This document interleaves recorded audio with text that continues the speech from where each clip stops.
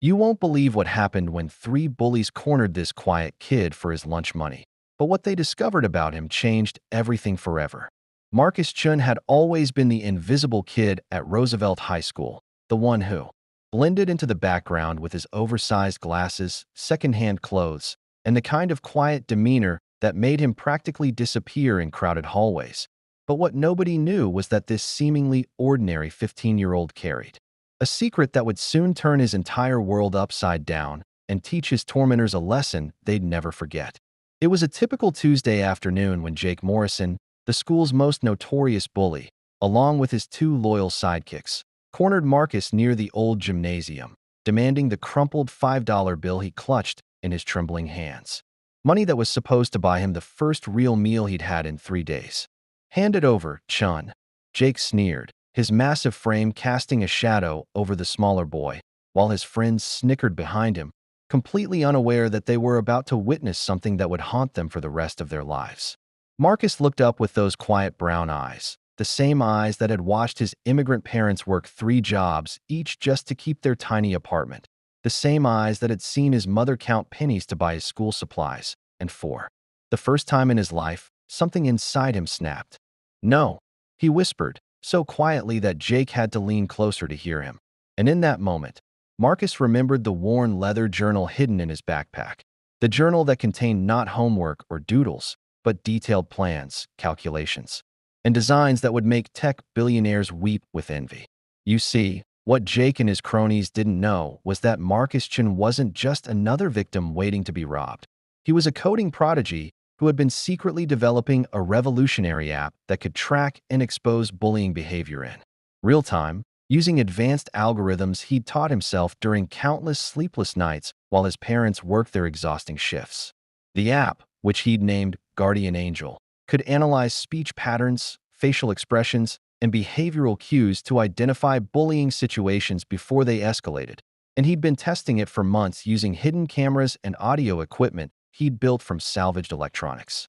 As Jake reached for the money, Marcus calmly pulled out his phone, activated the app, and watched as it immediately began recording and analyzing the confrontation, cross-referencing Jake's face with the school's database, accessing his social media profiles, and compiling a comprehensive report of his bullying history that would make any prosecutor smile with satisfaction. "You know what, Jake?" Marcus said, his voice growing stronger with each word. "I've been documenting everything you've done to me and dozens of other kids for the past 6 months, and right now, my app is uploading all of that evidence to the cloud, including this conversation, your threats, and your attempts at extortion." Jake's confident smirk began to fade as Marcus continued. "I've got footage of you stealing lunch money from at least 20 different students, recordings of you making racist comments in the hallways, evidence of you vandalizing school property, and testimonies from victims who were too scared to speak up before." The two sidekicks exchanged nervous glances as Marcus pulled up the app's interface, showing them real-time data streaming across the screen. Their names, their actions, their violations, all documented with timestamps and GPS coordinates. "But here's the really interesting part," Marcus said, his confidence growing as he realized he finally had the upper hand. "My app doesn't just collect evidence. It predicts behavior patterns and calculates the probability of future incidents. And according to my algorithms, there's a 97.3% chance that you'll continue escalating your bullying behavior until someone gets seriously hurt." Jake's face had gone pale, but Marcus wasn't finished. "I've also created a network of students who've been secretly helping me gather this information.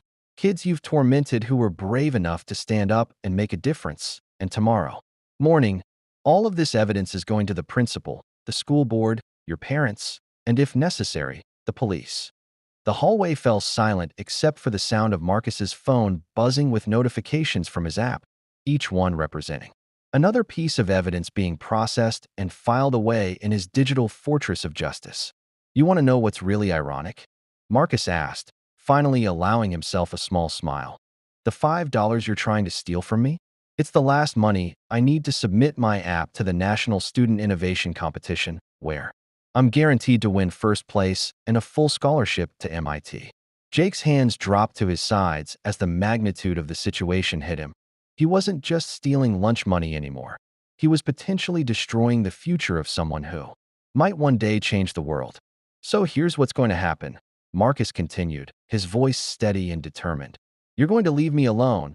You're going to stop bullying every other kid in this school, and you're going to use whatever influence you have to make sure others do the same. Because if you don't, my app will know, and the consequences will be swift and severe.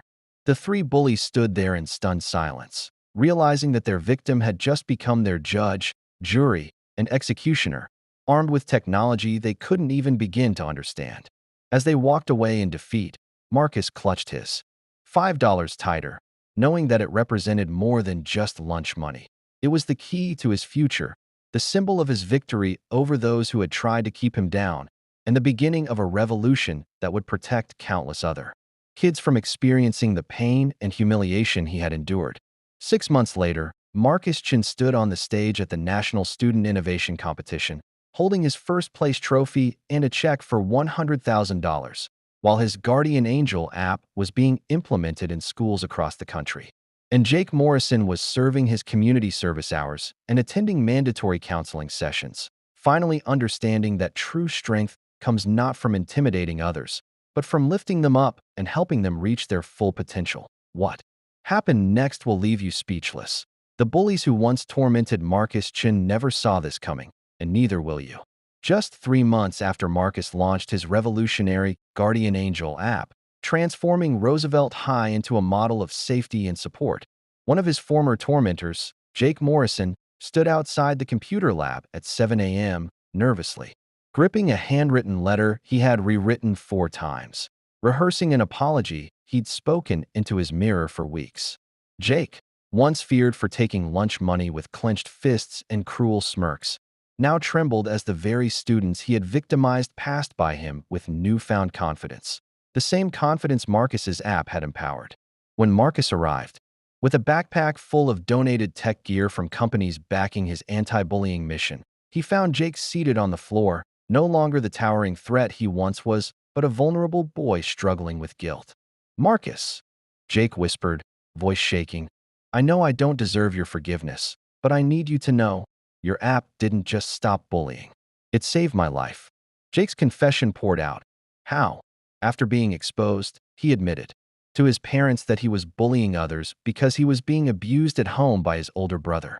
Marcus listened, stunned, as Jake explained how Guardian Angel's data had also flagged patterns related to his brother's college friends, leading authorities to uncover a deeper cycle of abuse involving Jake's younger sister.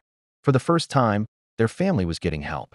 "That's not why I'm here," Jake said, pulling out a worn sheet of paper covered in handwritten notes. "I've been tracking my therapy, my emotions, and my triggers. I want to help you improve the app, not just to stop bullying, but to help bullies understand themselves and change." Marcus looked at the pages, raw, honest, and full of self-reflection, and saw not the kid who once humiliated him, but someone genuinely trying to make amends. Their partnership began quietly, Jake offering insight into the psychology of bullies while Marcus refined his AI algorithms to include tools for emotional recovery, empathy training, and mental health support.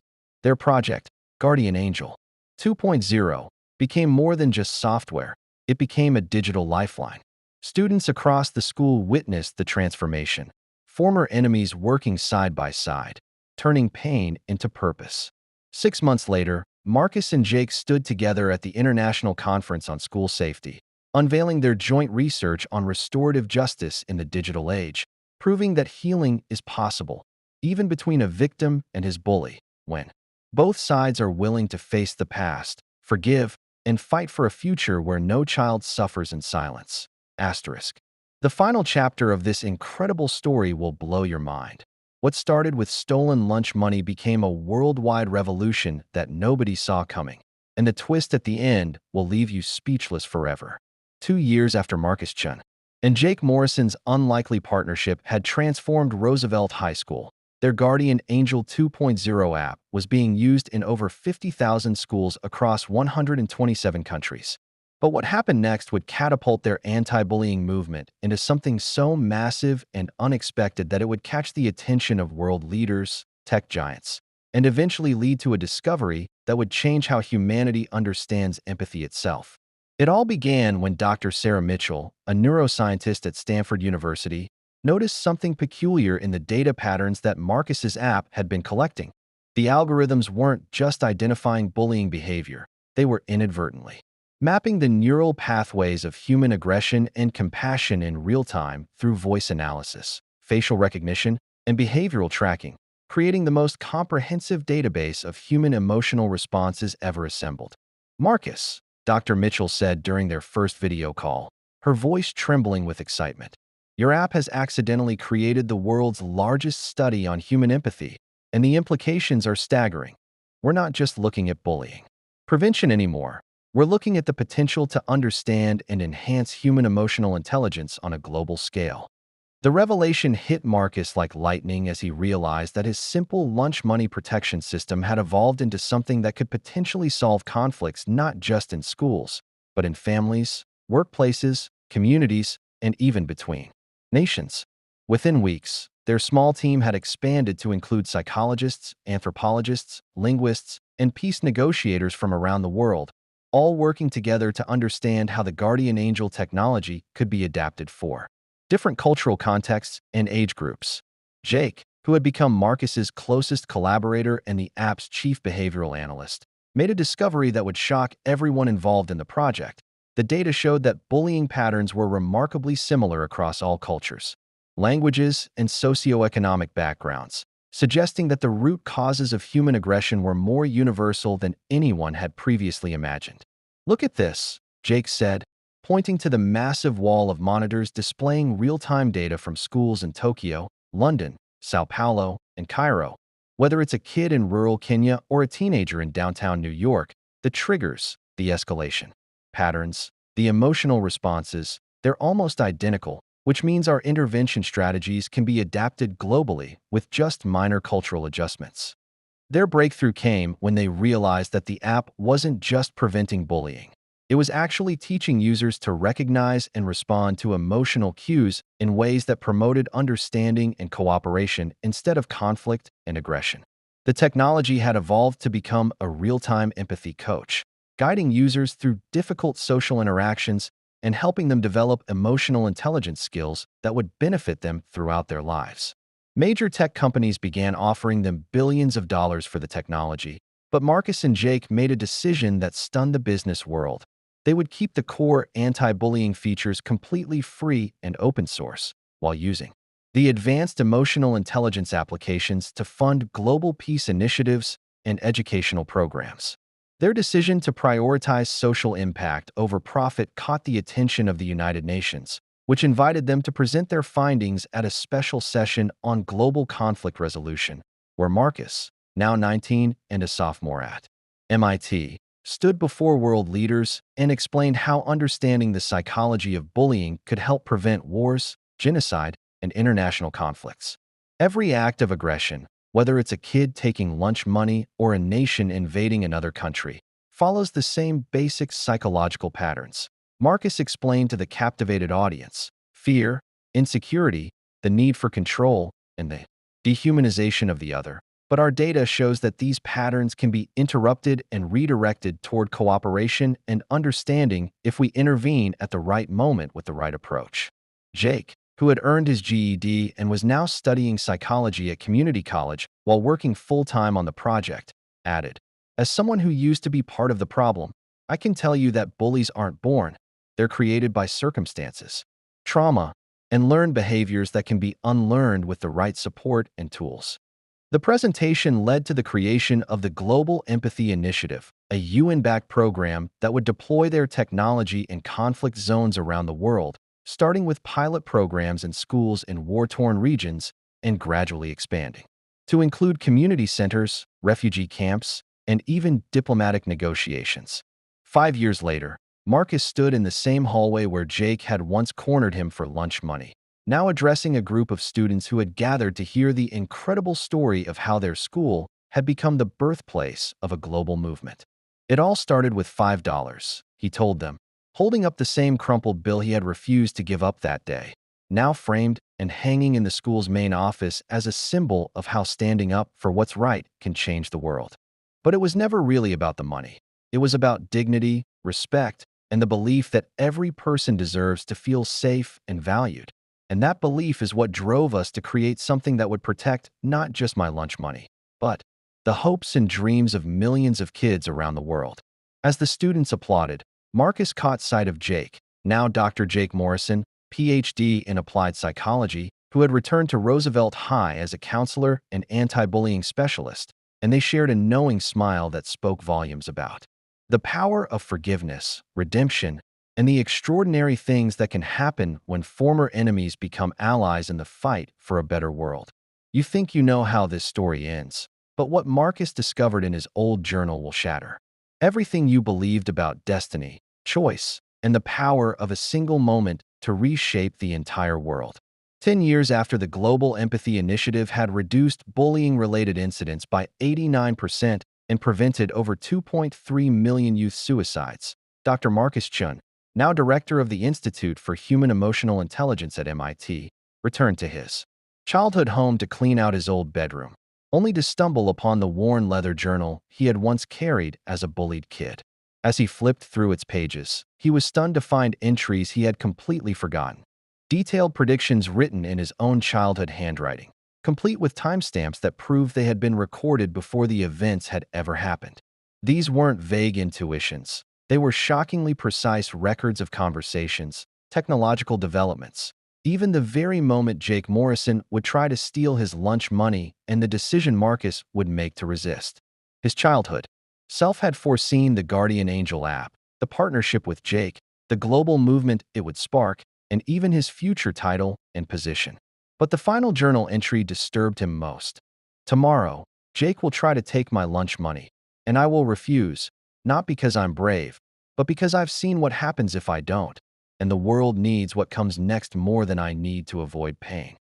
The realization hit him with terrifying clarity. His courage had not been spontaneous, but intentional, a self-sacrificial act chosen by a child who somehow knew the stakes and willingly bore the cost. It wasn't just his story that had changed history. It was the deliberate sacrifice of comfort for the greater good, a choice made with full knowledge of its consequences. Marcus spent the next 3 days obsessively reading every line, discovering that the journal contained not just a map of past events, but instructions and warnings for the future, new technologies, ethical dilemmas, and guidance for challenges that humanity hadn't even faced yet. The final page, addressed directly to him, confirmed what he feared. Dear future Marcus, nothing happened by accident. Every choice you made was a calculated act of service to a future only you could see. The burden is now yours to carry. Use it wisely. As he closed the journal, Marcus felt the weight of fate pressing against his chest, not in fear, but in resolve. He understood now that his journey was not a random miracle, but a carefully chosen path of sacrifice and responsibility, one that he must continue. Somewhere out there, another child might be holding a pen, making impossible predictions, preparing to carry the torch forward. Marcus knew then that the next phase of humanity's emotional evolution depended not on chance, but on individuals willing to suffer for the world's healing, and that true heroism was never about being fearless.